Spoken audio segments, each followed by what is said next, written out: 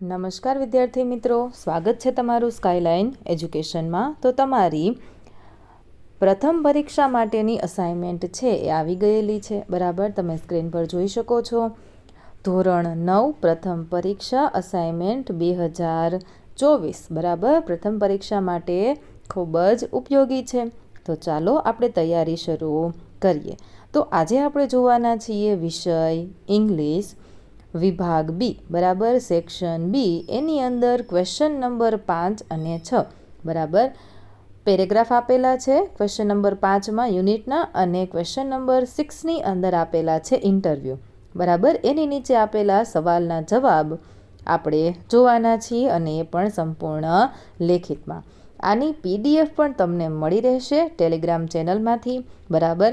અને જે લોકોને એની લિંક જોતી હોય એ કમેન્ટ બોક્સની અંદર લિંક એમ લખી આપે, હું તમને ત્યાં લિંક પ્રોવાઈડ કરી દઈશ।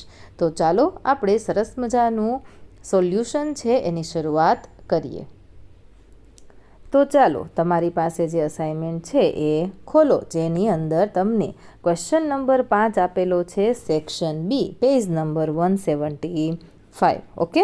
ચાલો, તો ક્વેશ્ચન નંબર 5 એમાં સૌપ્રથમ આપણને આપેલું છે પહેલું યુનિટ, અને એની અંદર પહેલો પેરેગ્રાફ છે, the greatest danger to dolphins is man, ત્યાંથી લઈ અને છેલ્લે તમને શબ્દ આપેલા છે ધેય ડાય અર્લી, ઓકે।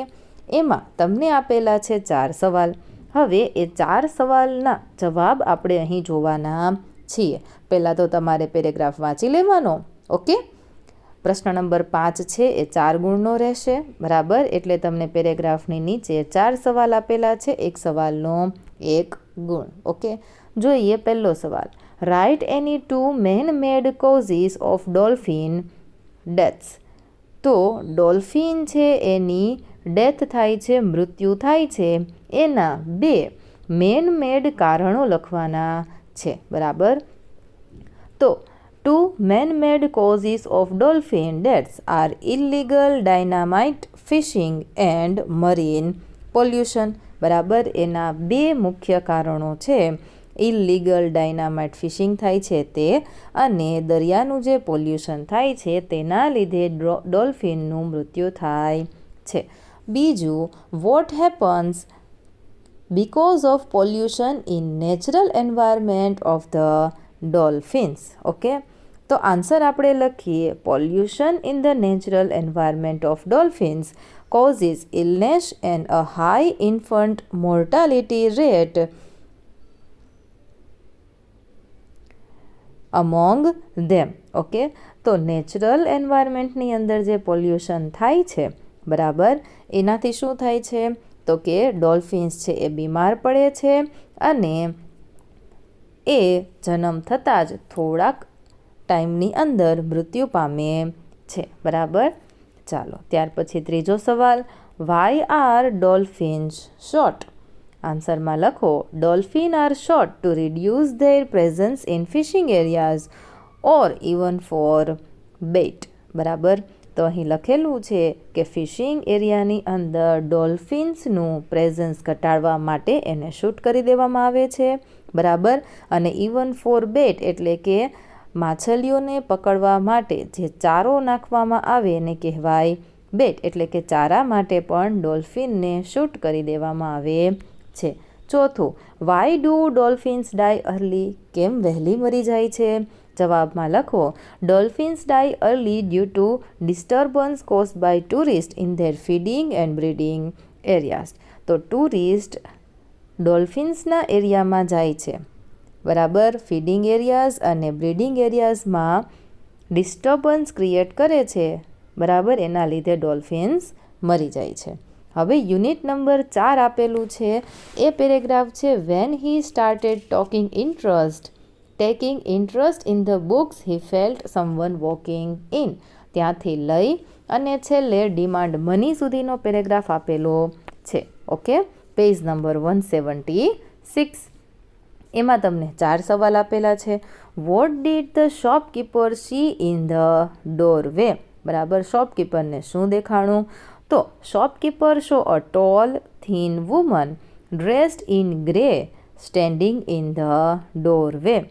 તો શોપકીપરને એક ઊંચી પતલી સ્ત્રી જે ગ્રે કપડાં પહેરીને ઊભી હતી. ક્યાં? તો કે દરવાજામાં. ચાલો આગળ જોઈએ. એવું દેખાણું. ઓકે. બીજું, what did the woman want? સ્ત્રીને શું જોઈતું હતું? જવાબમાં લખો, the woman wanted a bottle of milk. એને દૂધની બોટલ જોઈતી હતી. ત્રીજું, why did the shopkeeper not demand any money? શોપકીપરે રૂપિયાની ડિમાન્ડ એટલે કે માંગ કરી નહીં. શા માટે? જવાબમાં લખો, because he was so touched by woman sad eyes that he lacked the courage to ask for payment. તો શોપકીપરને સ્ત્રીની આંખની અંદર એટલી ઉદાસી, સેડનેસ દેખાણી કે એની પાસે પેમેન્ટ માગવાની હિંમત જ રહી નહીં. ઓકે. ચોથો સવાલ, describe the woman in grey. Grey કપડામાં જે સ્ત્રી હતી તેને ડિસ્ક્રાઇબ કરો. તો ટોલ હતી, ઊંચી, પતલી, sad, tragic face with big dark eyes full of tears. બરાબર છે. ત્યાર પછી આગળ જોઈએ પ્રશ્ન નંબર 5ની અંદર યુનિટ નંબર 5. બરાબર. એમાં પેરેગ્રાફ નંબર આ 3 આવી ગયા છીએ. એ પેરેગ્રાફ છે લાઇક અધર ક્રેબ્સ, ત્યાંથી લઈ યુઝિંગ ધેમ ફોર સ્વિમિંગ. બરાબર. એમાં પણ 4 સવાલો આપેલા છે જેનું આપણે આવી જ રીતે લેખિતમાં સોલ્યુશન કરીએ એ પહેલાં આ વિડીયોને લાઇક કરો. તમારા મિત્ર સાથે વોટ્સએપ પર આ વિડીયોની લિંકને શેર કરવાનું ભૂલશો નહીં. આવી જ રીતે તમામ વિડીયો જોવા માટે ચેનલને સબસ્ક્રાઈબ કરી નોટિફિકેશન બેલ આઇકન પ્રેસ કરી દેજો. બરાબર. તમારા તમામ વિષયના સોલ્યુશન છે એ આપણે ચેનલ પર મૂકી દીધેલા છે, તો તમે ચેનલને એકવાર જરૂરથી વિઝિટ કરી દેજો. અને હા, PDF ડાઉનલોડ કરવા માટેની લિંક ડિસ્ક્રિપ્શન બોક્સની અંદર મળી રહેશે, અથવા તો કમેન્ટ કરશો તો ત્યાં પણ મળી રહેશે. તમારી શાળાનું નામ અમને કમેન્ટ બોક્સની અંદર રેડ હાર્ટ સાથે જરૂરથી જણાવજો. ચાલો આપણે જોઈએ યુનિટ 5માં પહેલો સવાલ, what does the passage say about the crabs walk? બરાબર. ક્રેબના વોક એટલે કે ચાલ વિશે પેરેગ્રાફમાં શું કહેવામાં આવ્યું છે એ લખવાનું છે. લખો, the passage says that the crab walks sideways either to east or west even if its head is facing north. બરાબર. એનું માથું નોર્થ સાઈડ હોય છતાં પણ તે ઈસ્ટ અથવા તો વેસ્ટ ચાલે છે. બરાબર. એ સાઇડવેઝ આજુબાજુ ચાલે છે, સીધું ચાલતું નથી. બીજું, what does the passage say about the shore crab? The shore crab like other crabs has a pair of claws and 4 pairs of walking legs which allows it to move quickly. બરાબર. એને 4 જોડ પગ હોય છે જેના લીધે તે ફટાફટ મૂવ કરી શકે છે, એક જગ્યાએથી બીજી જગ્યાએ જઈ શકે છે. ત્રીજું, why do the crabs have shorter tails now? જવાબમાં લખો, crabs have shorter tails now because they have stopped using them for swimming. ચોથું, which name is given to the crabs? તો સાઇડ વોકર્સ એવું નામ ક્રેબ્સને આપવામાં આવેલું છે. ત્યાર પછી પેજ નંબર 177 પર યુનિટ નંબર 9ના પેરેગ્રાફ અને 4 સવાલો આપેલા છે. બરાબર. કયો પેરેગ્રાફ છે? તો કે he walked for many hours, ત્યાંથી લઈ said the duckling to himself. Okay.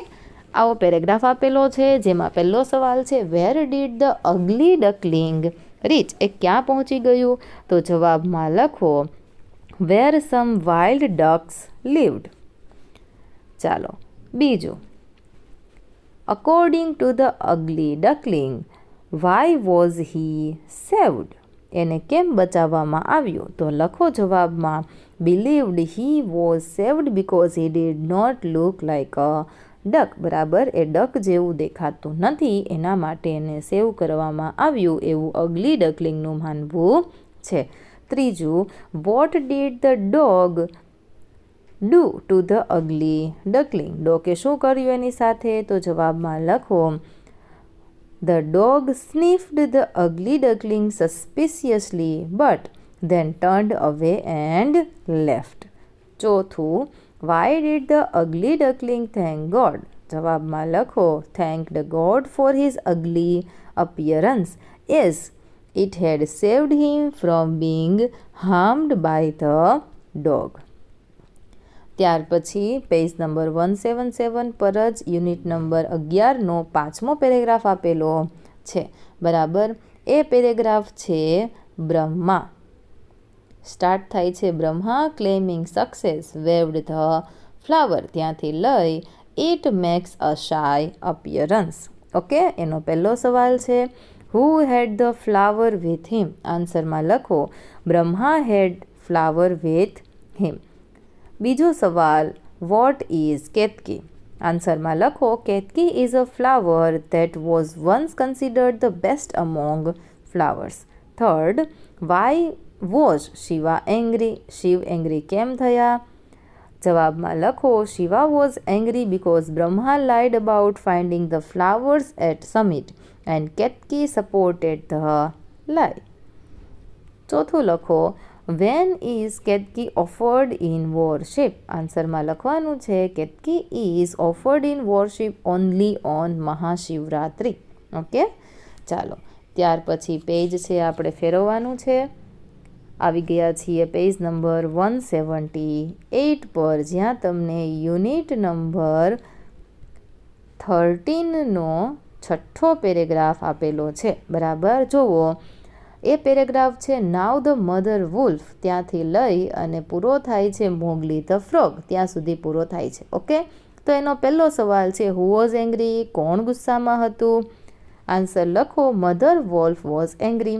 બીજું, વોટ સ્કેર્ડ શેર ખાન? શેર ખાનને કોણે ડરાવ્યું? તો આન્સરમાં લખો by mother wolf burning green eyes.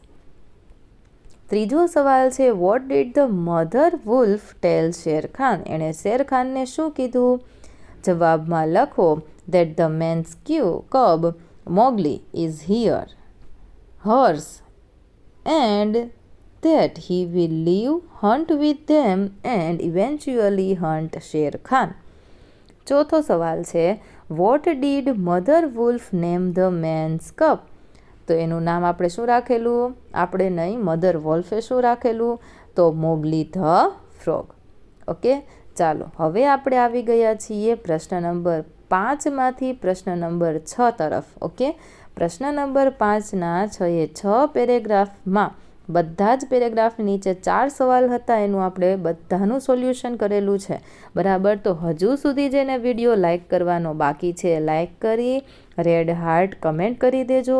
તમારા મિત્ર સાથે વોટ્સએપ પર આ વિડીયોની લિંકને શેર કરી દેજો, એટલે એ પણ સરસ મજાનું સોલ્યુશન લેખિતમાં કરી શકે. ઓકે, PDF ડાઉનલોડ કરવા માટેની લિંક ડિસ્ક્રિપ્શન બોક્સની અંદર આપેલી છે, ત્યાંથી તમે ડાઉનલોડ કરી શકો છો. પ્રશ્ન નંબર 6ની શરૂઆત કરીએ આપણે. Read the following interviews and answer the question. તો ઇન્ટરવ્યૂ આપેલા છે એ આપણે વાંચવાના છે. બરાબર, અને એની નીચે આપેલા 3 સવાલોના જવાબ લખવાના છે. હવે 3 સવાલ છે એટલે કેટલા ગુણ થશે? 1 સવાલનો 1 ગુણ એટલે 3 ગુણનો આ પ્રશ્ન નંબર 6 રહેશે. તમને પહેલું ઇન્ટરવ્યૂ આપેલું છે સુનીતા વિલિયમ્સનું. બરાબર, એમાં પહેલો સવાલ આપેલો છે what happens when we go further away from the centre of the અર્થ? બરાબર, અર્થના મધ્યમાંથી આપણે આગળ વધીએ ત્યારે શું થાય છે? જવાબમાં લખો as we go further away from the centre of the earth gravity gets weaker and weaker. બરાબર, તો આપણી જે ગ્રેવિટી છે, ગુરુત્વાકર્ષણ બળ છે, એ વીક થતું જાય છે. ત્યાર પછી બીજો સવાલ why do astronauts not feel any gravitational force? તો જવાબમાં લખો because the gravity in space is much smaller than the force felt on earth. તો પૃથ્વીની ગ્રેવિટી કરતાં સ્પેસમાં ગ્રેવિટી કેવી હોય છે? તો કે ખૂબ જ ઓછી હોય છે, જેના લીધે એસ્ટ્રોનોટને ગ્રેવિટેશનલ ફોર્સ ગુરુત્વાકર્ષણ બળ છે એ અનુભવ થતો નથી. ત્રીજો સવાલ what does an astronaut need to discover a new planet? નવા ગ્રહને ડિસ્કવર કરવા માટે એસ્ટ્રોનોટને શું કરવું પડે? તો જવાબમાં લખો, એને જરૂર પડશે લાર્જ ટેલિસ્કોપ્સ અને smaller spacecraft to discover a new planet. ચાલો, ત્યાર પછી આપણને બીજું ઇન્ટરવ્યૂ આપેલું છે માઇકલનું. ઓકે, ચાલો, એમાં પહેલો સવાલ છે વોટ ઇઝ માઇકલ? માઇકલ શું છે? તો કે એ એક સ્વિમર છે, બરાબર. બીજું, when did Michael start swimming? એણે સ્વિમિંગની શરૂઆત ક્યારે કરી? તો કે જ્યારે એ 7 વર્ષનો હતો ત્યારે. ત્રીજો સવાલ, by whom was Michael influence? તો એની મોટી બહેનથી એ ઇન્ફ્લુઅન્સ થયેલો અને એણે શરૂઆત કરેલી. ત્યાર પછી પેજ છે ટર્ન કરો 180, બરાબર. 180મું પેજ છે, જેમાં ત્રીજું ઇન્ટરવ્યૂ આપેલું છે અને એ ઇન્ટરવ્યૂ છે અમિતાભ બચ્ચનનું, બરાબર. ચાલો, તો એનો પહેલો સવાલ, what are the qualities of Amitabh Bachchan's mother? Answer લખો, mother is strong in her value and belief. She is from Punjab and is Sikh. Okay, એની વેલ્યુ સ્ટ્રોંગ હતી, એની માન્યતાઓ સ્ટ્રોંગ હતી અને એ પંજાબથી હતી અને શીખ હતી, બરાબર. બીજું, what are the qualities of Amitabh Bachchan's father? બરાબર, અમિતાભ બચ્ચનના ફાધરની ક્વોલિટી લખવાની છે, તો જવાબમાં લખો, એ એક રાઇટર હતા, પોએટ હતા, મેન ઓફ લેટર્સ હતા and stalwart. He is from UP and is Kayasth. Okay, ચાલો, ત્યાર પછી ત્રીજું, why did Amitabh Bachchan fail to get a job? આન્સરમાં લખો, because he was either not qualified enough, too shy or tongue tied during interviews. તો જ્યારે interview આપતા ત્યારે તે કાં તો ક્વોલિફિકેશન ઓછું હતું, બરાબર, અને ખૂબ જ શરમાળ હતા. ત્યાર પછી 181 પેજ નંબર પર આપણને ઇન્ટરવ્યૂ આપેલું છે ચોથું. કોનું આપેલું છે? તો કે એન્વાયરમેન્ટલિસ્ટ અરુણ. ઓકે, કૃષ્ણમૂર્તિ. જોઈએ એનો પહેલો સવાલ, why did a lovely place turn into a અગલી neighbourhood?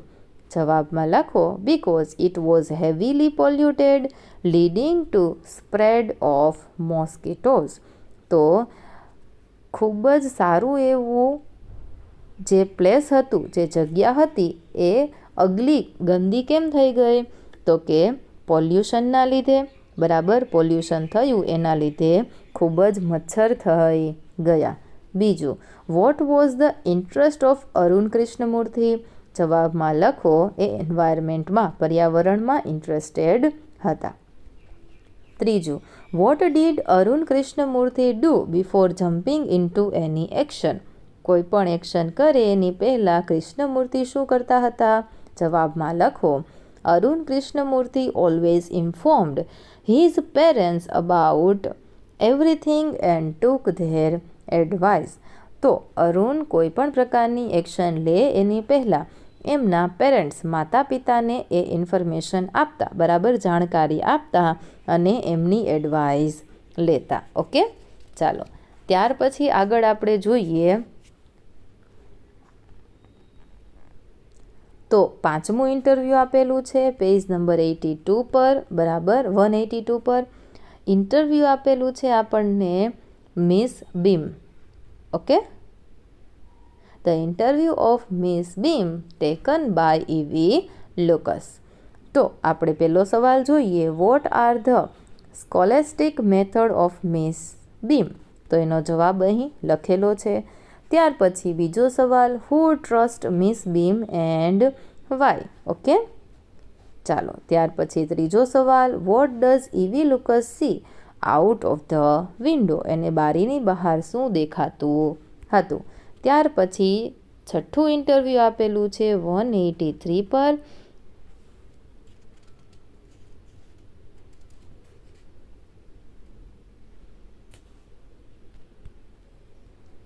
અને એ ઇન્ટરવ્યૂ પણ અરુણ કૃષ્ણમૂર્તિનું જ છે, બરાબર. તો એમાં પણ 3 સવાલો આપેલા છે. What equipment is use to clean the lake? તળાવને ચોખ્ખું સાફ કરવા માટે કયા કયા ઇક્વિપમેન્ટનો યુઝ થયો હતો? પહેલો સવાલ. જવાબ તમે સ્ક્રીન પર જોતા જજો. બીજું છે how much time does it take to clean a lake? તળાવને સાફ કરવા માટે કેટલો સમય લાગે છે? અને છેલ્લો ત્રીજો સવાલ છે what kind of trash should not be thrown outside our homes? તો આપણે આપણા ઘરની બહાર કયા પ્રકારનો કચરો છે એ ફેંકવો જોઈએ નહીં. બરાબર. તો સોલ્યુશન કરવાની ખૂબ જ મજા આવી ગઈ ને? તો આવી રીતે આપણે ઇંગ્લિશના, સામાજિક વિજ્ઞાનના બધા જ વિષયના અલગ અલગ સેક્શનનું અલગ અલગ વિડીયો બનાવી આવી રીતે સોલ્યુશન કરી અને મૂકેલું છે. તો એ વિડીયો તમે જરૂરથી જોઈ લેજો.